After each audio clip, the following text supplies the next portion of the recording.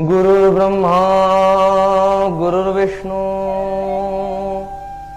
गुरुर्देव महेश्वरः गुरुः साक्षात् परब्रह्म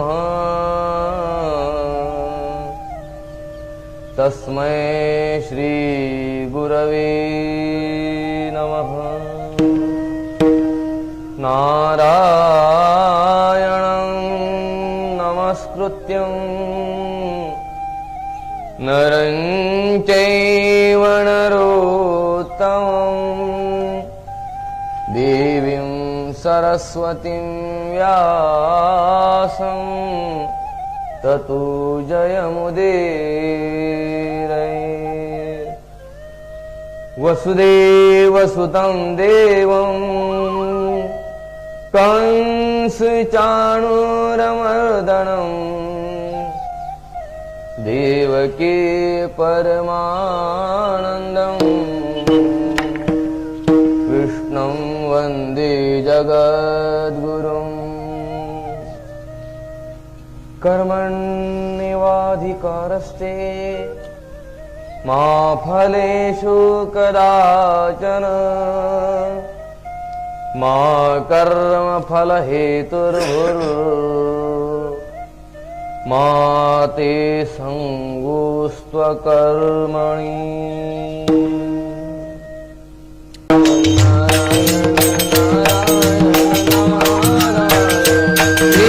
नारायण नारायण नारायण नारायण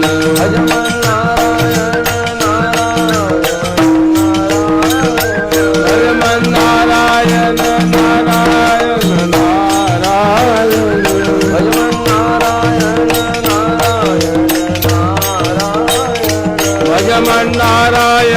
नारायण नारायण नारायण नारायण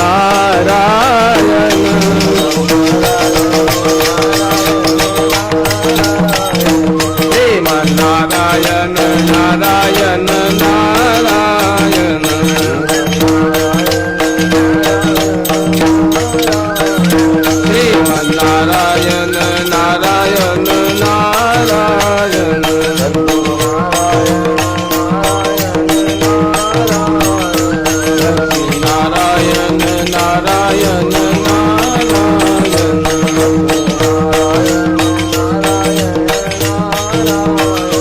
लक्ष्मी नारायण नारायण नारायण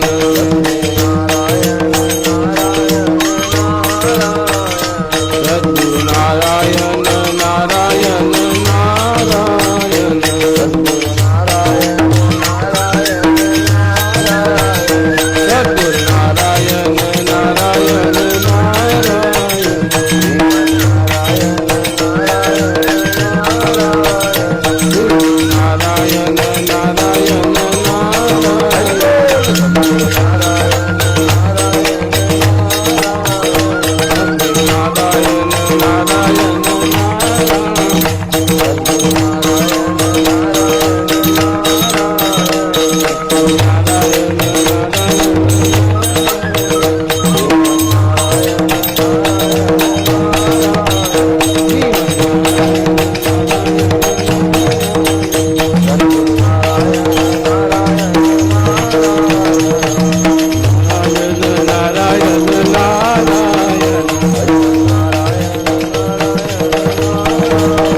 सद्गुरु नारायण नारायण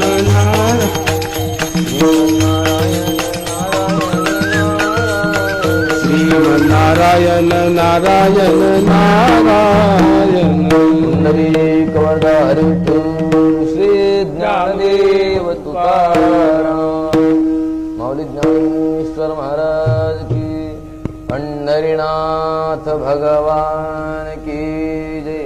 श्री लक्ष्मी नारायण भगवान की, श्री सीतारामचंद्र भगवान की, उमापति महादेव की जय। पवन सुत हनुमान की जय।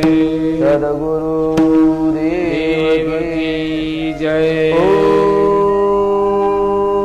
नमः पार्वती पतये हर हर महादेव।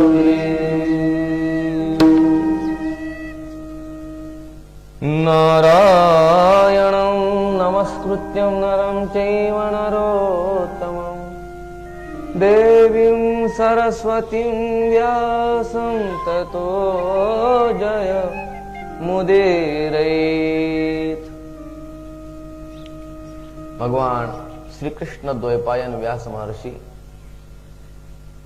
यांच्या आज्ञेने श्रीकृष्ण द्वैपायन व्यास महर्षींचे परम शिष्य प्रिय शिष्य वैशंपायन महामुनी जन्मेंजय राजाला महाभारत कथा वर्णन करून सांगतात। वर्णन करून सांगणारे वैशंपायन महामुनी आहेत आणि श्रोते जन्मेंजय राजा आहे। वर्णेविषयी वर्णन करणारावर अवलंबून असतो। ही गोष्ट व्यवहारामध्ये आहे, परमार्थामध्ये तसं थोडाफार भेद दिलेला आहे की वक्त्यासाठी थोडा अधिकार असावाच लागतो। परंतु भगवत कथा हरिकथा कोणीही वर्णन केले तरी सुद्धा त्याला बाद नाही। हा, वेदावर प्रवचन करायचं झालं तर त्याच्यासाठी एक स्वतंत्र अधिकारी प्रवक्ता असावा लागतो, कारण वेदाचं प्रवचन करण्याचा अधिकार कोणालाही नाही। त्याच्यासाठी खूप मोठी बंधनं आहेत। सर्वात महत्वाचं बंधन असेल तर जातीचं बंधन आहे की तो केवळ ब्राह्मण असावा तरच वेदावर प्रवचन करू शकतो। ब्राह्मण इतर समाजाने वेदावर प्रवचन करू नये अशा प्रकारचा शिष्टाचार, अशा प्रकारची परंपरा आणि अशा प्रकारचं वर्णन वेदातही केलं गेलेलं आहे। फक्त ब्राह्मणाने वेदावर प्रवचन करावं। बरं, प्रवचन ब्राह्मणाने करावं, पण अध्ययन 3 वर्णाने करावं। ब्राह्मण, क्षत्रिय आणि वैश्य।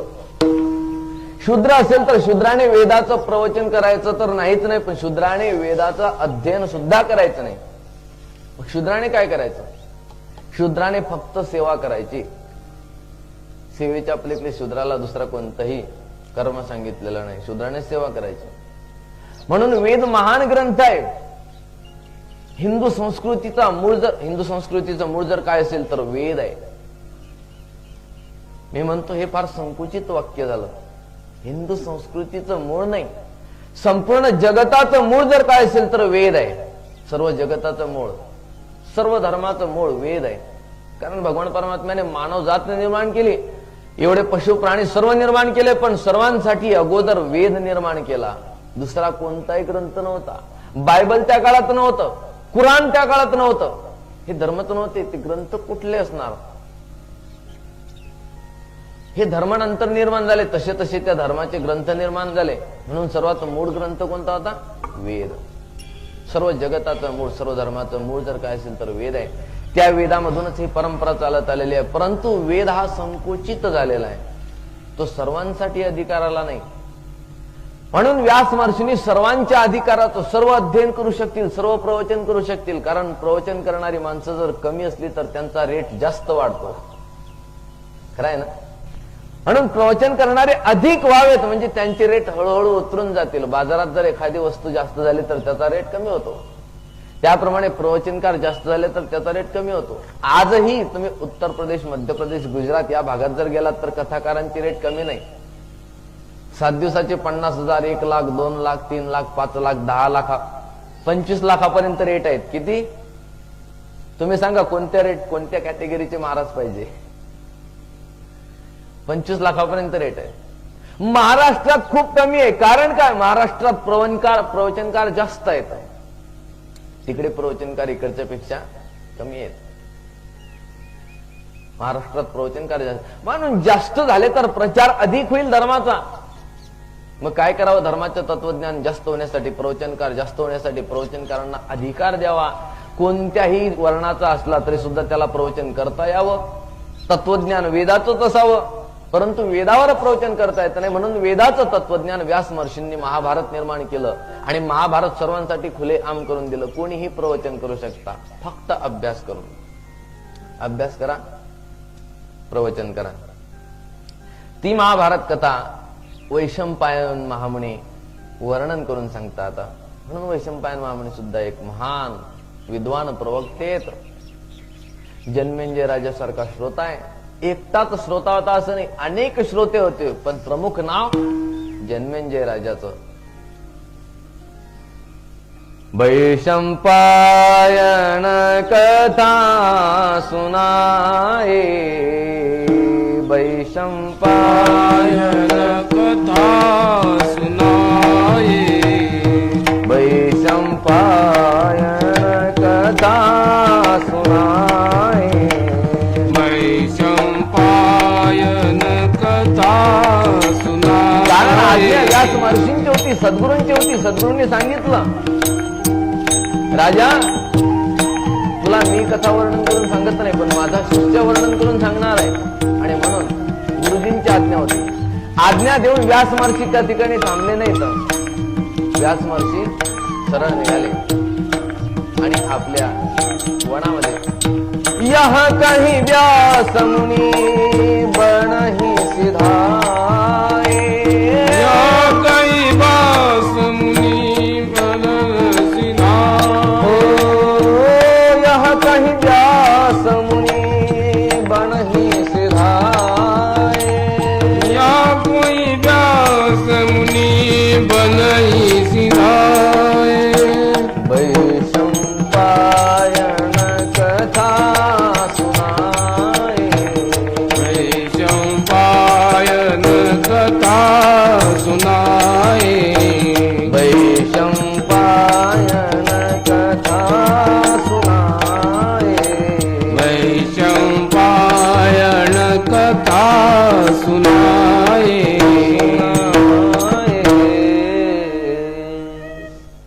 जन्मेंजय राजाला वर्णन करून सांगतात. जन्मेंजय राजाने प्रश्न केला, महाराज एवढं मोठं महाभारत आहे, मग त्या महाभारतामध्ये आमचे जे पूर्वज होते त्यांची कुल परंपरा कशी होती, त्यांचे जन्म कसे झाले, कुठं कुठं झाले, कसे कसे झाले, सविस्तर कथा वर्णन करून सांगा. सर्व श्रवण करण्याची इच्छा आहे. आणि वैशंपायन महामुनी कथेला प्रारंभ करतात. सर्वप्रथम भारत देशाला भारत नाव का पडलं? हे भारत नाव अजरामर आहे. भारत देशामध्ये 3 भरत होऊन गेले आणि 3 भरतांनी भारत देशाला महान बनवलं. या नावाला एकदम उंच ध्वजा फडकवली भारत या नावाची. भारत हे अतिशय श्रेष्ठ नाव आहे. आता काही लोकांना सहन होत नाही, हा भाग वेगळा आहे, हम हिंदुस्थानी आहे.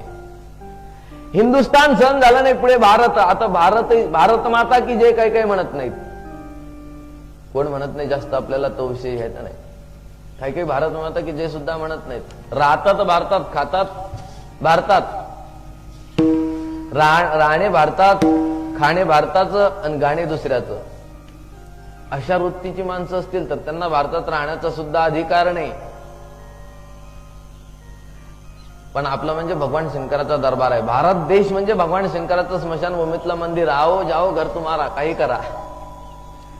भारत देशामध्ये मला वाटते आपल्या संप्रदायात काही उणीव असली पाहिजे, म्हणून आपल्या संप्रदायात माणसं प्रवेश करत नाहीत. माणसं प्रवेश का करत नाहीत महाराज आपल्या संप्रदायात जास्त? आपल्या संप्रदायातली माणसं जी याच्यात राहिली काही दिवसपर्यंत माळा घालून, तरी सुद्धा दुसरीकडे जातात का, याचं परिशीलन जर केलं तर त्यांची उणीव नाही, ती आपली उणीव आहे, आपल्या संप्रदायाची उणीव आहे. आपल्यात काही काही उणीव असली पाहिजे. ती उणीव कोणती आहे त्याचं परिशीलन आपण करून का पाहावं. ज्ञानोबाराय म्हणतात, माणसं शहाणे आहेत, समाज शहाणा झाला असं आपण बऱ्याच ठिकाणी ऐकतो. मी म्हणतो जेवढा शहाणा झाला तेवढा तो उलट मूर्ख व्हायला लागला. कोण म्हणते शहाणा झाला समाज? समाजाला कळते, काहीच कळत नाही. समाजाला काहीच कळत नाही. समाजाला एक कळते, ज्याच्याकडे पैसा मोठा आहे तो बुवा मोठा आहे, ज्याच्याकडे पैसा मोठा नाही तो बुवा मोठा नाही. ज्ञानोबाराय वर्णन करून गेले की पुढे हेच होणार आहे.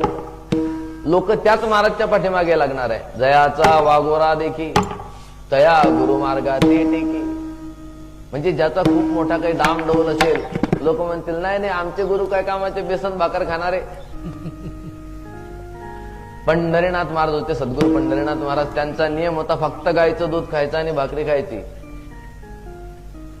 मग असे जर गुरु असतील तर म्हणतात यांना दुसरं काही भेटतच नसेल, हे फक्त दूध भाकरी खातात, हे काय कामाचे आहे? काजू बदाम खाणारे पाहिजेत. काय महाराज आहेत. म्हणून ज्याचा वागोरा पाहिला तर त्याच्या पाठीमागे माणसं लागतात. अशी ही माणसांची वृत्ती आहे. ही वृत्ती लवकर बदलणे शक्य नाही, म्हणून त्याच्यासाठी आपल्याला काही प्रमाणामध्ये बदलावं लागतं. आता बरचसा तरी बदल झाला आपल्यातही, आलो मोठे, पण त्याच्यामुळे संप्रदाय टिकून आहे. काही लोकांनी हा संप्रदाय तेवढ्यामुळे टिकवला. तसाच चालला असता तर माणसं नसती राहिली, नवीन माणसं नसती आली. आणि याच्यात कट्टर राहणं फार कठीण आहे. खरं तत्वज्ञान पचणंच कठीण आहे, अतिशय कठीण तत्वज्ञान आहे. भारत देशाला 3 भरतांनी महान बनवलं. एक रामाचा बंधू भरत, दुसरा जड भरत आणि तिसरा दुष्यंत पुत्र भरत.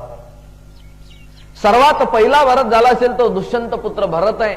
आणि त्या भरताच्या कथेला प्रारंभ करतात शकुंतलेचं आख्यान आहे. भरताचा जन्म कसा झाला, भरताच्या मातेचा जन्म कसा झाला, शकुंतला.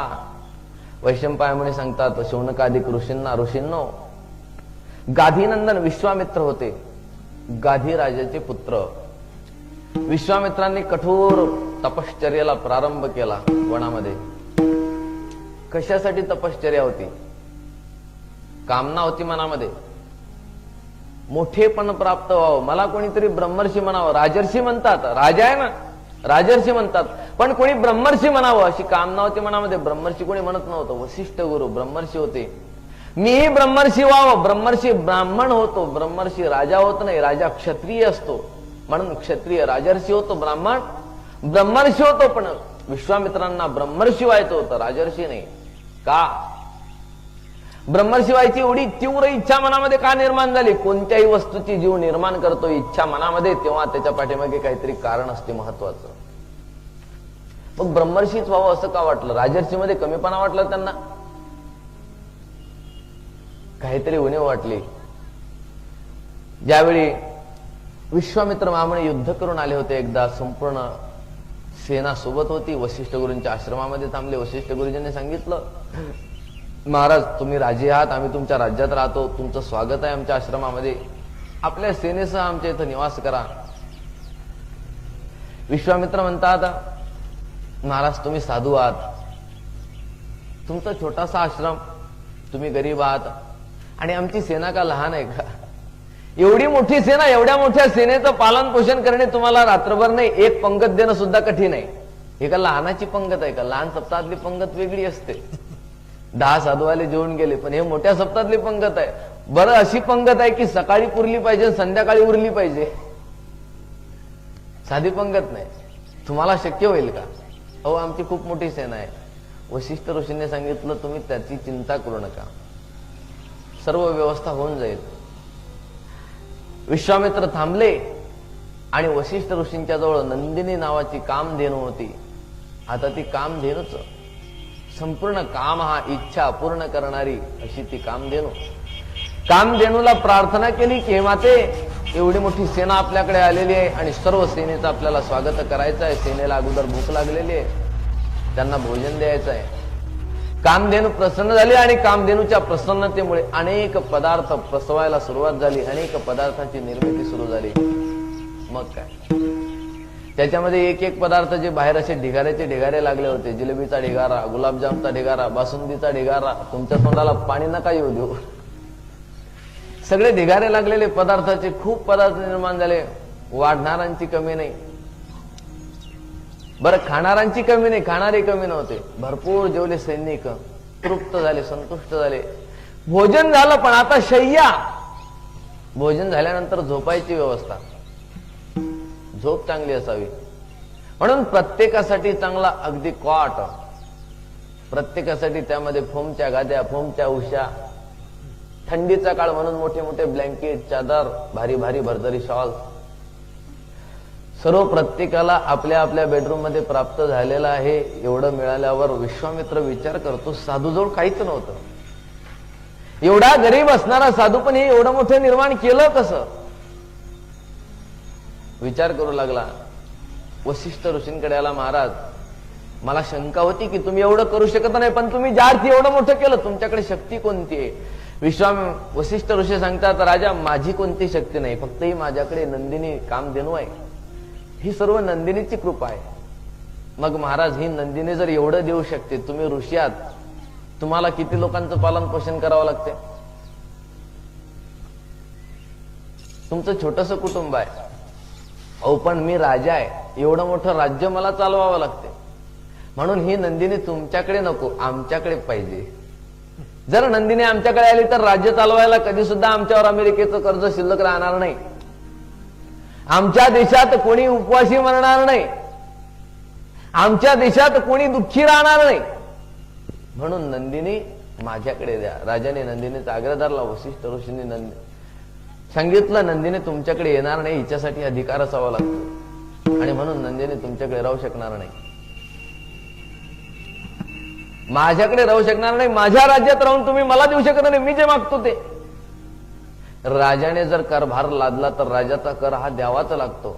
माझा कर आहे, नंदिनी मला पाहिजे. महाराज नंदिनी मिळू शकत नाही, बाकी तुम्ही काही मागा, पण नंदिनी तेवढी मिळू शकणार नाही. मी नेणारच. सैनिकांना आज्ञा दिली जबरदस्ती. बुद्धीमध्ये किंवा कसे कुविचार निर्माण होतील सांगता येत नाही. सद्विचारी बुद्धी, पण त्या सद्विचारी बुद्धीतही केव्हा कुविचार निर्माण होईल सांगता येत नाही. कसा कसा काळ कोणत्या कोणत्या वेळेला आपल्या जीवनात निर्माण होतो त्याचं चिंतनच करता येत नाही. चांगली बुद्धी होती राजाच्या मनामध्ये, एवढी मोठी स्तुत्य बुद्धी होती वसिष्ठ ऋषींविषयीची. पूज्य बुद्धी होती. पूज्य बुद्धी गेली, तिरस्कृत बुद्धी झाली. आपल्याला काय वाटतं माणसं ज्या महाराजच्या पाया पडतात कायमचेच पाया पडणार आहेत? नाही ना. या वर्षी पाया पडले, पुढच्या वर्षी पाया नाही पडणार, शिव्या सुद्धा देतील. कोणाचा भरोसा नाही, कोणाचा विश्वास नाही. ताबडतोब तिरस्कृत बुद्धी निर्माण झाली आणि शिपायांना सांगितलं ताबडतोब नंदिनीला बांधून घ्या. नंदिनीला बांधण्यासाठी आज्ञा दिलेल्या शिपायांनी खूप प्रयत्न केले. वसिष्ठ ऋषीने सांगितलं नंदिनी माते तूच तुझं रक्षण कर, आम्ही तुझं रक्षण करण्यासाठी सुद्धा समर्थ नाही. अनेक सैन्य निर्माण झालं आणि वसिष्ठ ऋषींच्या द्वारे विश्वामित्रांचा पराभव झाला. अपमान वाटला विश्वामित्राला की अरे एक साधू, मी एवढा मोठा राजा, एवढी मोठी सेना, पण एक साधू मला पराभूत करतो. दिग्बलम क्षात्र बलम ब्रह्म तेजो बलम बलम. क्षत्रिय बलाला धिक्कार असो. सर्वात श्रेष्ठ बल कोणतं असेल तर ब्राह्मणाचं तेज आहे, ब्रह्म तेज आहे सर्वश्रेष्ठ. म्हणून मला आजपासून क्षत्रिय राहायचं नाही, याच्यापेक्षा मोठं ब्राह्मण तेज आहे. मला ब्रह्मर्षी व्हायचं आहे, राजर्षी नाही. असं आहे. आपण कधी जर एखाद्याचा मोठा बंगला बघितला तर आपल्याला नाही का असं वाटत आपलं घर 3 पत्र्याचं काही कामाचं नाही, आपण सुद्धा असा बंगला बांधावा वाटते ना. मोठा पाहिल्यानंतर आपलं काय कामाचं, जाऊ द्या ते चांगलं आहे. एखाद्याचा चांगला कॉट जर बघितला तर आपल्याला वाटते आपली खाट काही कामाची नाही, बसलो तर झोकाच, हा झोका काढून टाकावा. असा चांगला कॉट, चांगली वस्तू आपल्यापेक्षा श्रेष्ठ बघितली म्हणजे ती कामना मनात निर्माण होते. आणि म्हणून ब्रह्म तेज हे क्षत्रिय तेजापेक्षा श्रेष्ठ आहे, म्हणून कामना निर्माण झाली विश्वामित्रांच्या मनामध्ये. आणि विश्वामित्र त्या कामनेपोटी तपश्चर्या करायला रानात येतात, वनामध्ये बसलेले आहेत, तपश्चर्या प्रारंभ केलेली आहे. जेव्हा खूप कठोर तपश्चर्या करू लागले, इंद्राचं सिंहासन हलायला लागलं. इंद्राला भीती वाटली. तपश्चर्या कोणीही करू द्या, ताबडतोब सर्वात पहिला जर फोन जात असेल तर इंद्राला जातो. सर्वात पहिली भीती वाटत असेल तर इंद्राला वाटते. या ठिकाणी मोर्चे काढा तुम्ही फक्त की आमदाराला भीतीच वाटली पाहिजे तुमची. आमदार गुपचूप तुमच्या घरात का हो कसं काय करता, नाही मग करा मॅच फिक्सिंग, किती मध्ये ठरवता, काहीतरी करा. म्हणून इंद्राला भीती वाटली. इंद्राने रंभेला सांगितलं रंभे लवकर जा आणि विश्वामित्राची तपश्चर्या भंग कर. रंभेचा नाईलाज होता, कारण स्वर्गात राहणाऱ्या अप्सरा इंद्र राजाची आज्ञा कोणालाही भंग करता येत नाही, मोडता येत नाही, म्हणून रंभा निघालेली आहे. ज्या ठिकाणी विश्वामित्रांची तपश्चर्या होती, तपश्चर्या भंग करण्यासाठी रंभेने प्रयत्न सुरू केले. विश्वामित्रांच्या तपामध्ये विघ्न व्हायला लागलं, त्रास व्हायला लागला, दुःख व्हायला लागलं विश्वामित्रांना. आणि म्हणून विश्वामित्रांच्या तपश्चर्येत भंग होतो तर क्रोध वाढला विश्वामित्रांचा आणि एकदम क्रोधाने शाप देऊन टाकला, जा दगड होशील. दगडासारखी वृत्ती आहे तुझी, दगडासारखं जड बुद्धीने काम करतेस. मी तपश्चर्येमध्ये रत आहे आणि तुम्हाला भग्न करण्याचा प्रयत्न करतेस, दगड होशील. शाप दिला आणि त्याच ठिकाणी रंभा दगड होऊन पडली. इंद्राला करता बरोबर इंद्र घाबरला. मेनकेला बोलावलं, मेनके तू जा आणि एवढं काम करून ये. मेनकेने सांगितलं महाराज विश्वामित्रांचं तेज आहे, सामान्य तेज आहे का विश्वामित्रांचं? अहो, ज्या विश्वामित्रांचं तेज तुम्ही सुद्धा सहन करू शकत नाही, त्या विश्वामित्रांचं तेज मी सहन करू शकेन का? एवढं तपश्चर्याचं तेज आहे ते. पण तुमची आज्ञाच आहे, मला तीही मोडता येत नाही. माझ्याही जीवनाचा मला काही भरोसा वाटत नाही. लाकडं गोळा करून ठेवते, नंतर निघते. मेनकेने विचार केला, आपलं काही खरं नाही. कारण आका साधू बाबा साधा आहे का? महान साधू आहे. एक काम करा, जेवढी करता येईल तेवढी मदत तुम्ही मला करा. तू म्हणशील ती मदत करायला तयार आहे. तू फक्त इच्छा करायची, ती वस्तू त्या ठिकाणी तुला प्राप्त होईल. कामदेवाला माझ्या सोबत पाठवा. कामदेव मदतीला. मेनका निघालेली आहे ज्या ठिकाणी विश्वामित्र तपश्चर्या करत होते. मेनका काही बोलत नाही. मेनकेने एक नवीन युक्ती काढली. बोलणे नाही विश्वामित्रांची, नृत्य नाही, काहीच नाही. बस आजूबाजूला फक्त त्या वनामध्ये निर्जन वन होतं. एक दगड होऊन पडलेली रंभा होती. विश्वामित्र तपश्चर्यामध्ये होते. आणि तप म्हणजे की सारखंच बसून राहिलं जाते असं नाही. तितिक्षा इति तपहा, सहन करणे, त्याचं नाव तप. विश्वामित्र बसलेले असताना त्याच ठिकाणी मेनका फिरू लागलेली आहे. फिरता फिरता एक चेंडू निर्माण केला. चेंडू खेळायला लागले. खेळ खेळता खेळता तो चेंडू वर उडाला. चेंडू वर उडाल्यावर मेनका चेंडू धरायला गेली. तेवढ्यात मेनकेच्या अंगावर असणारं धवल वस्त्र जोरात वारा सुटला. वाऱ्याने उडावलं आणि कामदेवाने पुष्पबाण मारायला प्रारंभ केला. 1 2 3 4 5 पंचबाण मारले विश्वामित्राला. तेवढ्यात ते उडालेलं वस्त्र, विश्वामित्रांना लागलेले बाण आणि मेनकेचे विश्वामित्राचे दृष्टादृष्ट. नारी नयन सरजाहीन लागा, नारी नयन सरजाहीन लागा. ज्याला स्त्री नेत्र बाण लागणार नाही तो प्रभू केवळ तुमच्या सारखा आहे, भगवंताच्या सारखा आहे. तो भगवंतात आणि त्याच्यात काही फरक नाही. या नेत्रबाणांनी आणि त्या लीलांनी विश्वामित्र घायल झाले. मेनकेचं सौंदर्य होतं, यौवन होतं. महाभारतात खूप वर्णन केलेलं आहे मेनकेचं. आणि दीर्घ काळपर्यंत विश्वामित्र शेवटी मेनकेच्या सोबत रममान झाले. विहार करू लागले त्याच रानामध्ये. तपश्चर्या गेली कुणीकडे. तपश्चर्येचा झाला भंग. भगवान म्हणतात ना, ही माझी पश्चिमे बली माया, ही माझी माया आहे. एवढी जबरदस्त आहे ना. स्त्रीमय्या जैनो दिशा. स्त्रीमयी एक अशी माया आहे की जिने सर्व दिशा जिंकून घेतलेल्या आहेत, सर्व दिशांवर विजय प्राप्त केलेला आहे. स्त्रीमय्या जैनो दिशाम भागवतात वर्णन केलेलं आहे. ही माया सर्वात जबरदस्त आहे. विश्वामित्रासारखा महान महान ऋषी नाडियले येणे. विश्वामित्राला सुद्धा नाडला आणि विश्वामित्र मेनके सोबत मग विहार करू लागले. तेव्हापासून विहाराची परंपरा सुरू झाली. मग आता इकडे उटीला काय, तिकडे म्हैसूरला काय, इकडे बेंगलोरला काय, माणसं विहार करायला जातात. महाबळेश्वरला काय. आणि आपल्या विदर्भात पाहिलं तर थंड हवेचं ठिकाण बुलढाणा आहे, पण बुलढाण्यात विहार करायला काय आहे? थंड हवेचं ठिकाण बुलढाणा आहे. पश्चिम महाराष्ट्रात महाबळेश्वर आहे. कर्नाटकामध्ये गेलो तर उटी बेंगलोर आहे. तेव्हापासून विहार सुरू झाले. विश्वामित्रांनी विहार करता करता खूप दिवस गेले आणि मेनकेला एक मुलगी झाली. तिचं नाव शकुंतला. मुलगी झाल्यानंतर मेनकेचं काम झालं. मेनका निघून गेली, मुलगी टाकून दिली. विश्वामित्र निघून गेले. जिची आई गेली, जिचा बाप गेला, फक्त ती कन्या त्या ठिकाणी टाकून दिलेली आहे. मी म्हणतो धर्मशास्त्रानुसार हे किती पटीने योग्य वाटते आपल्याला. महाभारत नुसतं वाचायचं नाही, आपल्याला चिंतन करायचं. हे किती योग्य वाटते की मुलाला जन्म द्यायचा, टाकून द्यायचा. जर टाकूनच द्यायचा तर जन्मच कशाला द्यायचा? भंगच करायचा आहे, त्याला मारायचाच आहे, तर मग जन्म कशाला द्यायचा? नाही, मग जन्माच्या अगोदर सुद्धा नाही. बाहर मारो तो हत्या होती, अंदर मारो तो हत्या नहीं होती क्या? कहीं भी मारो तो हत्या तो होगी. भ्रूण हत्या कहते हैं उसको, भ्रूण हत्या, बालक हत्या. हे सुद्धा एक पाप आहे आणि ते लागणारच आहे. त्या मुलीला टाकून दिलेला आहे. कण्व महर्षी स्नान करण्यासाठी नदीवर येतात. ती मुलगी पडलेली आहे. आक्रोश करायला प्रारंभ केला.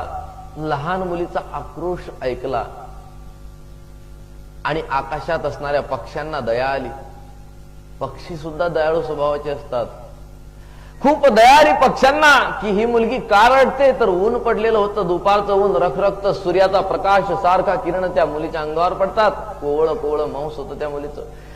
त्या कोवळ्या मांसाची काय हाल झाले असतील, काय दशा झाली असेल.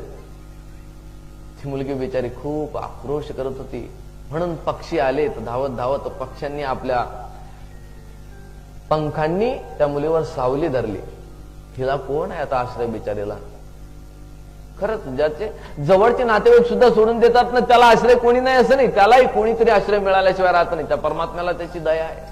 कारण खरा निर्माण करता परमात्मा आहे. खरा मायबाप जर कोण असेल तर परमात्मा आहे. विठ्ठल माय बाप चुलता, विठ्ठल माय बाप चुलता, विठ्ठल भगिनी आणि भ्राता, विठ्ठल भगिनी आणि भ्राता, विठ्ठल वीण चाड नाही गोता, विठ्ठल वीण चाळ नाही गोता, विठ्ठल माय, विठ्ठल बाप, विठ्ठल चुलता, सर्व काही आमचं कोण असेल तर भगवान परमात्माचा आहे. जी जन्म देणारी आई आहे त्या जन्म देणाऱ्या आईपेक्षा सुद्धा कोणीतरी दयाळू आहे जगात. आपल्या घरात पाहिलं तर सर्वात दयाळू कोण. एकाने सांगितलं बायको सापकोटा आहे. मग बायकोपेक्षा दयाळू आई. परंतु परिपूर्ण आईपेक्षाही दयाळू आणखी कोणीतरी आहे. आईची जेव्हा दया संपून जाणार आहे, जेव्हा तुम्ही आईसाठी काही करणार नाही, त्यावेळी आई सुद्धा तुमची नाही. मग त्या आईपेक्षाही दयाळू आहे. तर आईपेक्षा दयाळू कोण आहे. ती सद्गुरु माऊली आहे. तो परमात्मा आहे. आईपेक्षाही दयाळू आहे. तू माऊली हुनी मवाळ, तू माऊली हुनी मवाळ, चंद्राहुनी शीतळ, पाण्याहुनी पातळ, चंद्राहुनी शीतळ,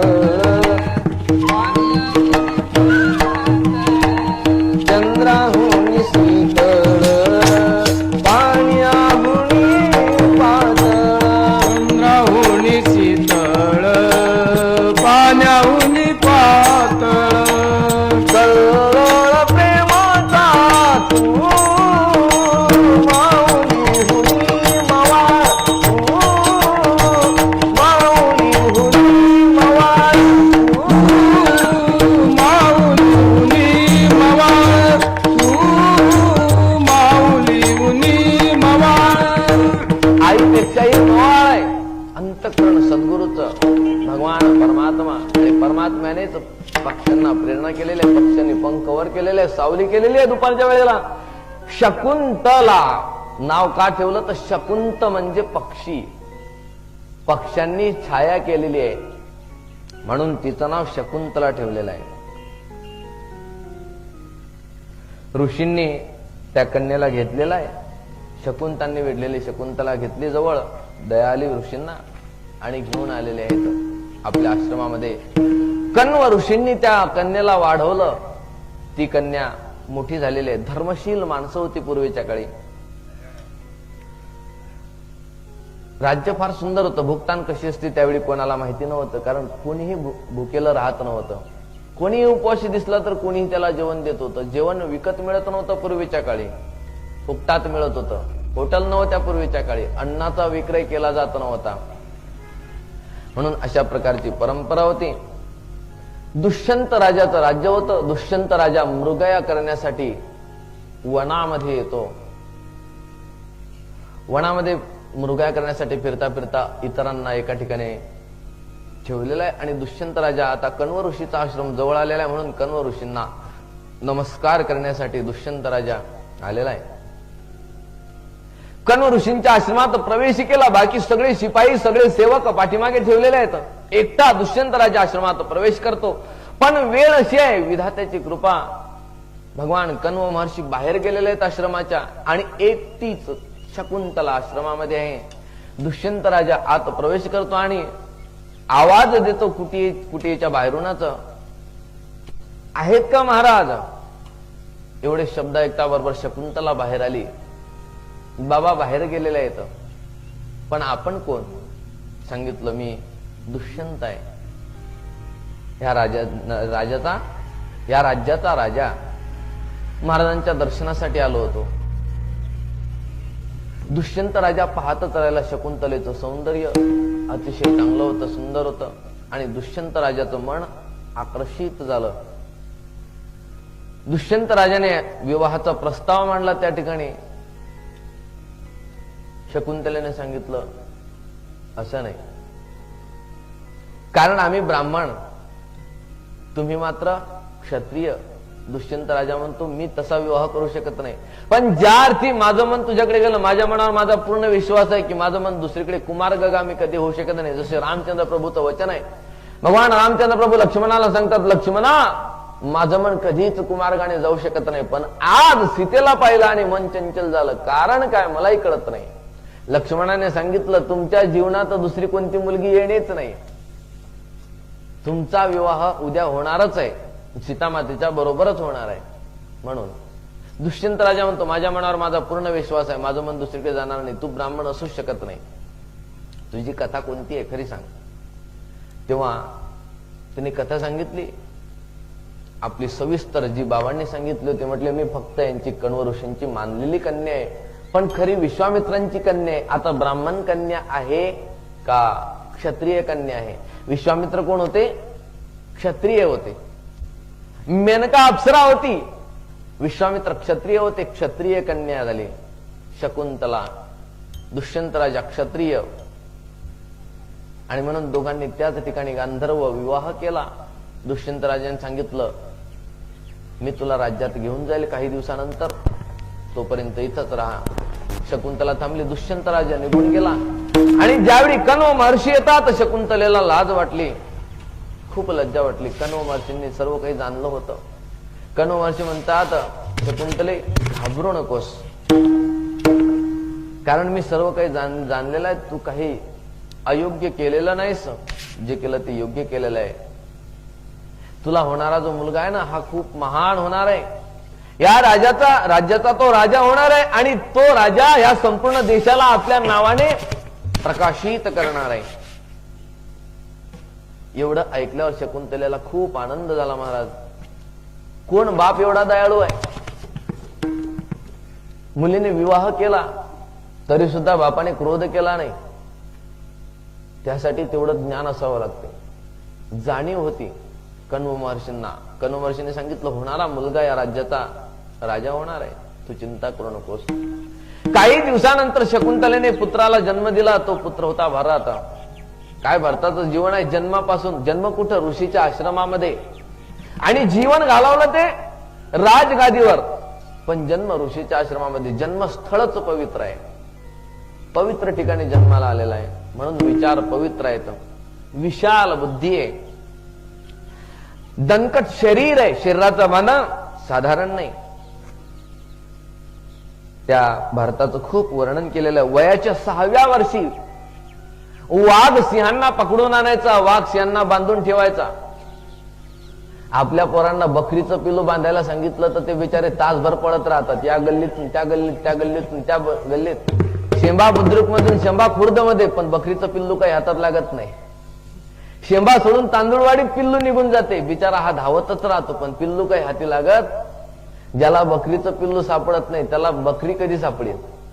ज्याला बकरी सापडत नाही त्याला वासरू कधी सापडेल? आणि ज्याला वासरू हातात लागत नाही त्याला वाघ सिंह कधी लागेल? पण वयाच्या 6व्या वर्षी वाघ सिंहाला धरून आणणारा मुलगा होता भरत. जो महान होणार आहे एवढी शक्ती असावी लागते. काय त्यांची ताकद असेल? त्यांच्यातून आपल्यामध्ये एवढा मोठा फरक आहे. आपण फक्त त्यांच्या नावाच्या टीकाच करत राहिलो तर टीका करून चालणार नाही. त्यांची आपण एक बाजू बघतो पण दुसरी बाजू पाहत नाही ना. त्यांच्या दोन्ही बाजू पहा, आपल्या दोन्ही बाजू पहा, नंतर त्याच्याशी तारतम्य जोडून पहा. म्हणून भरत खूप महान आहे. वाघ सिंहाच्या पाठीवर बसून वाघ सिंहांना फिरवायचा भरत. वर्णन केलं जाते वाघाच्या पाठीवर बसणारा सामान्य होता का?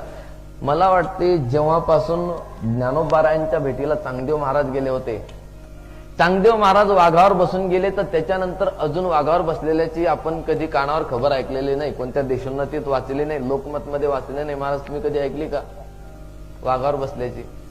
कोणीतरी बसलं, भारतातलं सोडा जगातलं कोणीतरी बसलं नाही, कुठंच नाही. त्या टीव्हीला एक चॅनल येतो, कोणता? त्याच्यावर सर्व काही हेच दाखवलं जाते. त्याच्यात सुद्धा बघा तुम्ही, ते चोरून मारणार, सगळं करणार, पण वाघावर बसलेला कोणी नाही. हा, एक छत्रपती संभाजी आहे, ज्या छत्रपती संभाजीने वाघाचं तोंड फाडलं होतं, ती केवळ ताकदीच्या जोरावर. हा एक दुसरा वाघ, पण वाघावर बसून फिरवणारा केवळ एक भरत होऊन गेला आणि चांगदेव महाराज होऊन गेले. म्हणून वाघ सिंहावर बसून त्यांच्यावर स्वारी करायची, त्यांना फिरवायचं. बरेच दिवस निघून गेले. कण्व ऋषी सांगतात, शकुंतले आता भरत मोठा झालेला आहे, युवराज होण्याची योग्यता झालेली आहे भरताची, म्हणून आता भरताला घेऊन राज्यात जा आणि भरताचा राज्याभिषेक झाला पाहिजे युवराजपदी. 2 शिष्य सेवक सोबत दिलेले आहेत. शकुंतलेला सांगितलं, आता तू आश्रमात किती दिवस राहणार आहे, जा. शकुंतला निघाली. कण्व ऋषींचे डोळे भरून आले. एवढे दिवस पर्यंत शकुंतलेने केलेली सेवा कण्व ऋषींच्या डोळ्यासमोर येत होती.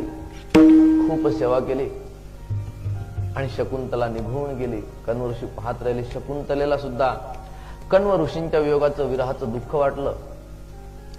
दोन्ही सेवकांच्या सोबत दुष्यंत राजाच्या राजधानीमध्ये प्रवेश केला. विशाल राजसभा भरली होती. राजसभेत प्रवेश करतात आणि सेवकाने सांगितलं, महाराज आपली पत्नी, आपला मुलगा कण्व महर्षींनी फक्त आम्हाला इथं आणून द्यायला सांगितलेला आहे, आपण त्यांचा स्वीकार करा. एवढी कण्व महर्षींची आज्ञा आहे आणि आम्ही निघून जातो. सेवक निघून गेले. शकुंतला, भरत दोघं सभेमध्ये उभे आहेत. राजसभा भरलेल्या आहे, सर्व सभासद बसलेले आहेत. सभासदांना कोणालाच माहिती नाही, राजा आहे आणि राजाची पत्नी, राजाचा मुलगा. अचानक हे कसं घडलं कोणालाच काहीच माहिती नाही. आणि ज्यावेळी समाजाला कोणाला काहीच माहिती नाही, अचानक पत्नी आणि मुलगा समोर येतो, त्यावेळी समाज शहाणा म्हणणार आहे? नाही. राजाने हे विचार केला, आता जर खरंच मी हो म्हटलं तर हा समाज मला काहीच सुखानं जगू देणार नाही. राजा होण्याच्या योग्यतेचा सुद्धा ठेवणार. हे बघितलं आम्ही, सर्व पाहिलं त्यात. समाजाला तरी काहीच माहिती नाही आमचा विवाह झालेला आहे म्हणून. विवाह झाल्याची सूचना समाजाला व्हावी. दुष्यंत राजाला प्रार्थना केली शकुंतलेने, महाराज हा आपला पुत्र आहे, आपण दिलेल्या वचनाप्रमाणे आपण वचन दिलं होतं की ह्याच पुत्राचा राज्याभिषेक करणार, म्हणून हा आता युवराजपदी योग्य झालेला आहे, याचा युवराजपदी राज्याभिषेक करावा अशी माझी प्रार्थना आहे. दुष्यंत राजाने सरळ सांगितलं की माझा मुलगा नाही, तू कोण आहेस मी तेही जाणत नाही, हा कोणाचा मुलगा आहे मी तेही जाणत नाही, तुम्ही सरळ इथून निघून जा. महाराज माझ्यासाठी नाही, केवळ या मुलासाठी मी निघून जाईल कोणत्याही वनामध्ये, मी कुठेही राहील, परंतु या मुलाचं जीवन मात्र उद्ध्वस्त करू नका. या मुलाला फक्त तुम्ही स्वीकार करा आणि या मुलाला राज्याभिषेक करून द्या, ह्याला फक्त राजा बनवा. तुझा माझा काही संबंधच नाही, तर ह्याला राजा बनवण्याचा प्रश्न उरतोच कुठं? जर तुम्हाला राजा करायचंच नव्हतं, आपलं वचन पालन करायचंच नव्हतं, तर अगोदर विवाह केलाच का? तुम्ही धर्मवेत्ते आहात, धर्मशास्त्र जाणता, आणि धर्मशास्त्र जाणणाऱ्यानेच जर धर्माचं पालन केलं नाही तर इतरांनी धर्माचं पालन कसं करावं? राजाच धर्माचं अवहेलन करेल, धर्माचं उल्लंघन करेल, तर प्रजा काय करणार आहे? प्रजा इथेच करणार. यथा राजा तथा प्रजा. प्रजाही तुमच्याप्रमाणेच वागणार. म्हणून महाराज तुम्ही धर्माचं उल्लंघन करू नका, धर्मविधीने आपला विवाह झालेला आहे. तुम्ही स्मरण करा, कण्व महर्षींच्या आश्रमामध्ये गांधर्व पद्धतीने विवाह केला होता आपण, आणि तेव्हाच तुम्ही वचन दिलं होतं भरताचा राज्याभिषेक करण्याचा. भरत महान झालेला आहे, तुम्ही याला दूर करू नका. याच्यासाठी अनेक साक्षीदार होते विवाहाला. मग कोण कोण साक्षीदार आहेत ते साक्षीदार इथं आणून दे. जर कोणी साक्षी असतील की माझा तुझा विवाह झाला तर मी स्वीकारायला तयार आहे, पण साक्षीदार कोण आहे? खरंच कोण साक्षी होतो त्या ठिकाणी? विचार करा ना, फक्त शकुंतला आणि भरत दोघच होते आश्रमामध्ये, बाकी संपूर्ण सेना पाठीमागे होती. कण्व महर्षी बाहेर गेलेले होते कंदमुळं फळं आणण्यासाठी, आणि दोघच असताना तिसरा साक्षीदार प्रत्यक्ष कोण येणार आहे? शकुंतलेने सांगितलं, महाराज ईश्वर साक्षी होता, एक सूर्य साक्षी होता आपल्या विवाहासाठी. सूर्याच्या प्रकाशामध्ये विवाह केलेला आहे, ईश्वराच्या सत्तेमध्ये विवाह केलेला आहे आपण. एक वायू साक्षी होता, वायू वाहत होता त्या ठिकाणी, वायू नसता तर विवाह नव्हता, वायू वाहत होता, वायू साक्षी आहे. प्रातः संध्या साक्षी आहे, सायं संध्या साक्षी आहे, दिवस रात्र हे सगळं साक्षी आहेत. पृथ्वी उदक आकाश हे पंचमहाभूत साक्षी आहेत. ह्याच्यापेक्षा आणखी कोणाची साक्षी पाहिजे? आणि सर्वात साक्ष कोणाची असेल तर धर्म साक्षी आहे. ह्याच्यापेक्षा आणखी कोणाची साक्ष तुम्हाला देऊ? महाराज आपण माझी अवहेलना करू नका, मी आपली पत्नी आहे, भार्य आहे. भार्ये वाचून कोणताही पुरुष काही करू शकत नाही, पत्नी वाचून तो पुरुष जीवनामध्ये काही हे उन्नती करू शकत नाही. म्हणून पुरुषाची उन्नती जर कोणावर अवलंबून असेल तर ती पत्नीवर अवलंबून आहे. म्हणून पत्नीला अर्धांगिनी म्हणतात. काय म्हणतात? अर्धांगिनी. सर्वात मोठी उन्नती पत्नीवर अवलंबून आहे. आणि माणसं भांडण झालं, जा निघून, तुझी गरज नाही. अरे गरज नाही, दुसऱ्या दिवशी बोंबलत जाशील पुन्हा. 2 दिवस भाकरी केला का म्हणतो, हे कठीण काम आहे. दुसऱ्याला सांगतो, जा लवकर तिथं, त्यांना तेवढं सांगून या, आम्ही आजपासून बोलणार नाही, आजपासून दारू पिणार नाही, घरात शिवाय देणार नाही, पण तुम्ही या. का? 2 दिवस केल्यानंतर कळते त्याला, तोपर्यंत कळत नाही. शकुंतलेने सांगितलं, महाराज कोणताही पुरुष पत्नीशिवाय उन्नती करू शकत नाही, काहीच करू शकत नाही. तुम्ही सुद्धा माझा त्याग करू नका. पत्नीला तर आश्रय केवळ पतीचाच असतो, पण पुरुषही पत्नी वाचून काही करू शकत नाही. म्हणून तुम्ही माझा त्याग करू नका. आणि आपल्या मायेचा भुकेला पुत्र आहे, याला राजगादीवर बसवा. तुमच्या दाराशी आलेला आहे हा, याचा अवहेर करू नका. त्याच वेळी आकाशातून आकाशवाणी झाली. बाकी इतरांचा कोणाचा विश्वासच बसत नव्हता, खरोखरच राजा असं करेल म्हणून. नाही ना, कोणाचा विश्वास बसत नाही. अमुक अमुक असा करेल, कधीच करत नाही, पण नेमका तो करून बसतो. म्हणून इतर कोणाचाही सभासदाचा विश्वास बसत नव्हता. राजा, दुष्यंत राजा असं करील, कोणाचा विश्वास नव्हता. आकाशातून आकाशवाणी झाली की, राजा तू गांधर्व विधीने विवाह केलेला आहे शकुंतलेच्या बरोबर, हा तुझाच मुलगा आहे आणि याला वचन दिलेलं आहे तो राजगादीवर बसवण्याचं. म्हणून आपल्या वचनाप्रमाणे याला राजगादीवर बसव. जेव्हा आकाशवाणी झाली तेव्हा सर्व सभासदही आनंदित झाले की खरंच राजाचा मुलगा आहे. राजालाही आनंद झाला. शकुंतलेचा आनंद तर अगदी गगनामध्ये मावेनासा झाला. डोळ्यामधून प्रेमाश्रूच्या धारा सुरू झाल्या शकुंतलेच्या. कोणीतरी मला साक्ष पुरावा मिळाला, कोणीतरी माझ्याकडून झाला, कोणीतरी माझ्या दुःखाचं हरण केलं. दुष्यंत राजाने शकुंतलेचा स्वीकार केला, भरताचा राज्याभिषेक केला. आणि दुष्यंत शकुंतला काय प्रेमात असतील, त्यावेळी शकुंतलेला किती आनंद वाटला असेल, त्या आनंदाचं महाराज वर्णन केलं जात नाही. खूप आनंद होता दुष्यंत शकुंतलेचा. शकुंतलेने मग प्रेमाने एक दिवस विचारलं. तसंच कसं विचारता ताबडतोब? नाही ना, 2 दिवस 4 दिवस जाऊ द्या आणि नंतर मग परेड घेणारच ते. आपली परेडला सुट्टी नाही, तुम्ही पहिले किती गाजवा, पण 1 दिवस तुम्हाला एकांतात परेड घेतल्याशिवाय सुट्टी नाही, परेड घेणारच. शकुंतलेने एक दिवस प्रेमामध्ये विचारलं राजाला की आम्ही अगोदरच एवढे दुःखी होतो, तुम्ही आमचा अव्हेर का केला होता, आमचा त्याग का केला होता, का स्वीकार करीत नव्हता? दुष्यंत राजाने सांगितलं होतं, शकुंतले मी काही एवढा विसराळू आहे का आपल्या विवाहाला विसरून जाईल म्हणून? कधीच विसरलो नव्हतो, विसरणार सुद्धा नाही. पण तुमचा स्वीकार एवढ्यासाठी केला नाही की अशा प्रकारचा कोणीतरी मला साक्षी हवा होता. आपला विवाह झाला हे दुसऱ्या कोणालाही माहिती नव्हतं, आणि कोणाला माहिती नसल्यामुळे लोकांच्या मनात संशय तसाच राहिला असता. आपण किती दिवस कसंही राज्य केलं असतं तरी लोकांनी दररोज कधी सुद्धा चांगलं म्हटलं नसतं. लोक बाहेर जाऊन संशय काढतच राहिले असते, कारण लोकांची सवयच आहे. मी सांगून गेलो अगोदरच मुलांना, रूम मध्ये सांगितलं मी त्यांना, लोकांची एक सवय आहे. समाज आहे ना, समाजाचा एक दृष्टिकोन असतो, त्यांची एक सवय लागलेली असते, प्रत्येकाचा स्वभाव बनलेला असतो. स्वभाव धर्म, तुका म्हणे स्वभाव कर्म काही केल्या न सुटे धर्म. आधी होता वाग्या दैव योगी झाला पाया, त्याचा येळकोट राहीना. आणि मूळ स्वभाव जाईना. आधी होती दासी पट्टराणी केले तिसी, तिचे हिंडणे राहीना, मूळ स्वभाव जाईना. स्वभाव बनलेला असतो प्रत्येक माणसाचा. म्हणून समाजाचा महत्वाचा एक स्वभाव बनलेला आहे शकुंतले. कोणता? किती थंडी आहे आणि जास्त थंडीमुळे त्याला चांगली गोधडी पांघरायला दिली तर गोधडी एवढी चांगली आहे, एका एका ठिकाणी चमकीची चमक लावलेली आहे. पूर्वीच्या काळी भरजरीचे शालू होते 3-3 हजाराचे. त्या शालूची जर काढून काढून गोधडीत घातलेली आहे, दोन्ही बाजूने जर लावलेली आहे, जरीची नक्षी काढलेली आहे. ही नक्षी किती आहे त्याच्याकडे माणसाची बुद्धी जाणार नाही, डोकं जाणार नाही. या गोधडी किती चांगली आहे ते पाहणार नाही, पण थोडस फाटका आहे त्यात बोट घातल्याशिवाय राहणार नाही. नाही, बरोबर आहे का चुकीचं आहे? स्वभावच आहे तो, फाटक्यात बोट घालणार. एका ठिकाणी सहज आपला एसटी मध्ये बसलो होतो. बसलो असताना आम्ही आपला हरिपाठ सुरू केला संध्याकाळच्या वेळी. म्हटलं आपली संध्या राहिलेली आहे, तेवढी संध्या करून घेऊ. मग हरिपाठ सुरू केला. तो काही जोरात बमलायचा असतो का नाही, आपल्या मनातल्या मनात हरिपाठ सुरू केला. खिडकीतून बाहेर पाहता पाहता तेवढ्या शेजारी जो बसला होता त्यानं घातलं ना बोट धोत्रात. म्हणे महाराज फाटलं वाटते. म्हटलं फाटलं तर तू कशाला बोट घालून आणखी फाडतो? म्हणजे बाकीचं धोतर एवढं टेरी काटतो 450 रुपयाचा आहे, हे तुला दिसलं नाही एवढं चांगलं आहे. आणि वरून शर्ट होता ना असा चमकत होता शर्ट की शर्टाचा प्रकाश पडत होता. त्याला सिल्क म्हणतात, सिल्क शाईन. सिल्क शाईनचा शर्ट घातला होता.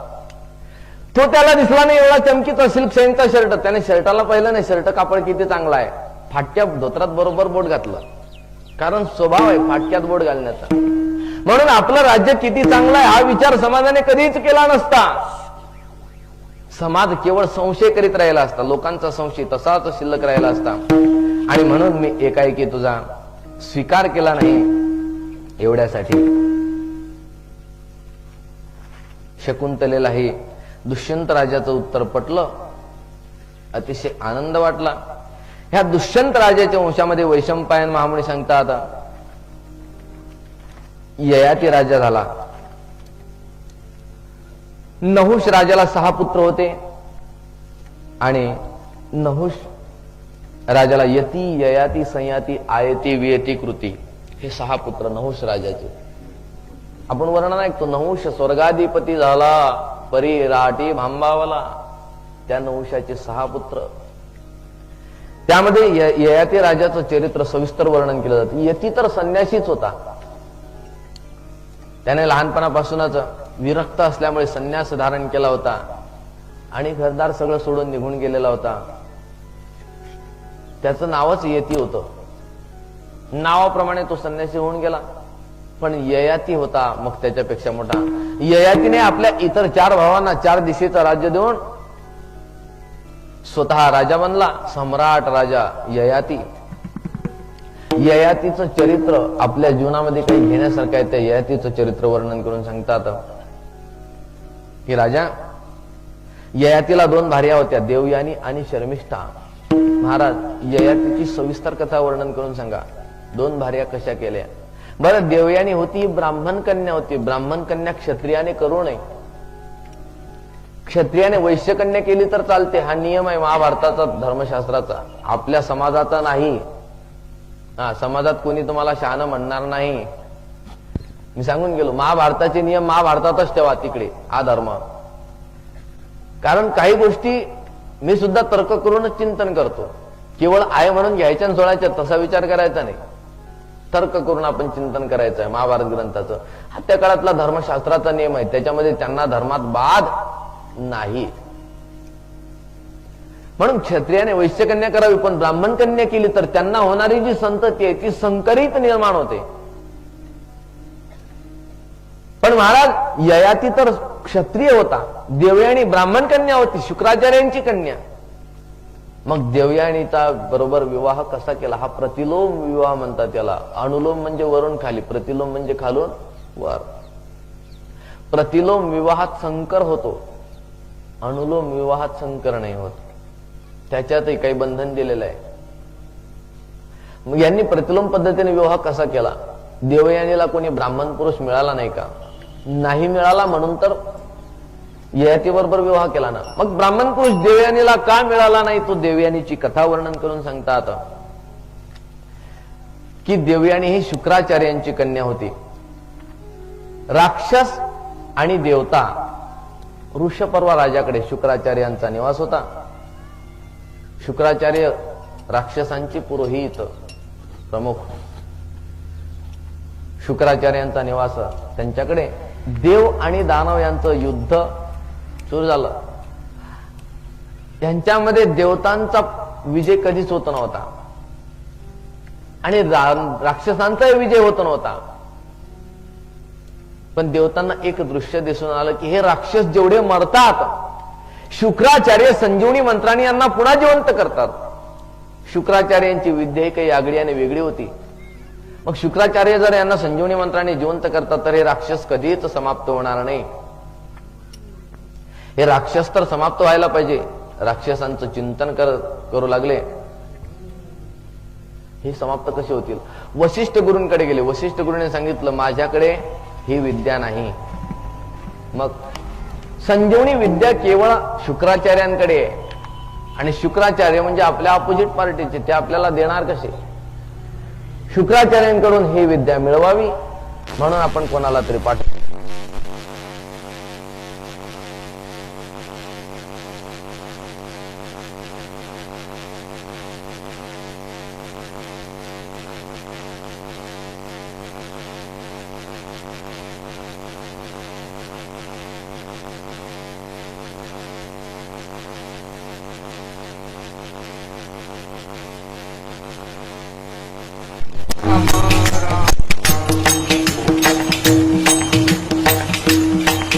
हरे राम राम राम सीता राम राम राम. हरे राम राम राम सीता राम राम राम. हरे राम राम राम सीता राम राम राम. हरे राम राम राम सीता राम राम राम.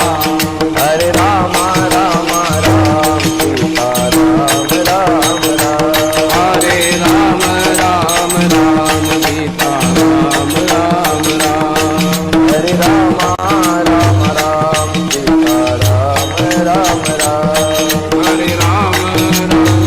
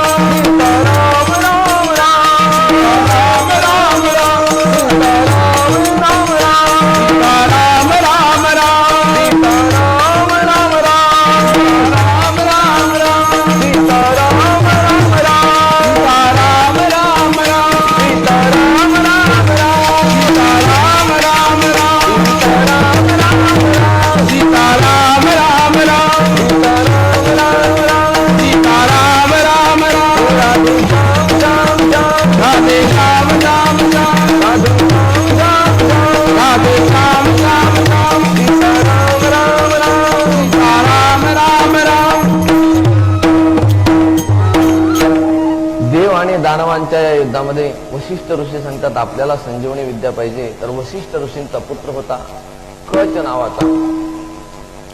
कचला सांगितलं तू